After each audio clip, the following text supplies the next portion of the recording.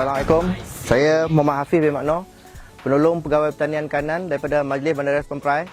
Okey, hari ini kita berada di Bougainvillea Belt, Bandar Perda. Okey, seperti mana tuan-tuan tengok, sejak penggunaan baja Power Grow yang kita dah guna pada 16 hari bulan Disember, dan kesan dia hari ini adalah seperti yang kita tengoklah. Hari ini kita 27 hari bulan Januari, kesan yang kita dapat hampir 70% kawasan ni berbunga. Yang mana hampir 1 bulan setengah kesan dia. Jadi untuk permulaan penanaman, memang kesan pokok Bougainvillea ni tidak berbunga. Dia lebih kepada berdaun. Pelbagai cara yang kita cuba cari, jadi kesan tu tidak dapat. Jadi kita cuba dapatkan baja-baja daripada kedai, kita cuba dapatkan composting yang kita buat sendiri, tapi masih juga belum dapat kesan.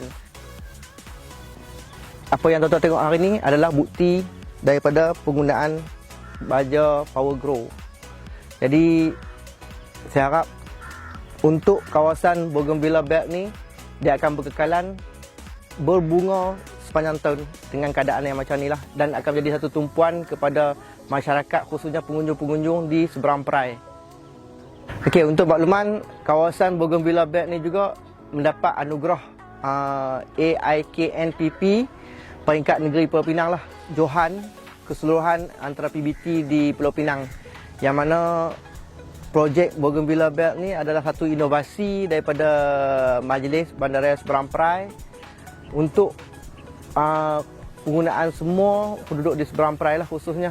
Dan hari ini memang kita mempercayai kesan yang kita guna daripada baja Power Grow sangat memberangsangkan lah. Dan jadi saya harap kami akan terus dengan Power Grow untuk kawasan ni seterusnya, dan juga lain-lain kawasan lah yang melibatkan pengindahan kawasan di kawasan rekreasi juga di kawasan-kawasan di seberang perai. Bagi pihak Majlis Bandaraya Seberang Perai, Jabatan Landscape mengucapkan terima kasih pada Power Grow yang sudi memberi pandangan dan juga cara dan juga tawaran untuk penggunaan baja secara testimoni di kawasan sini. Jadi sekali lagi saya ucap terima kasih.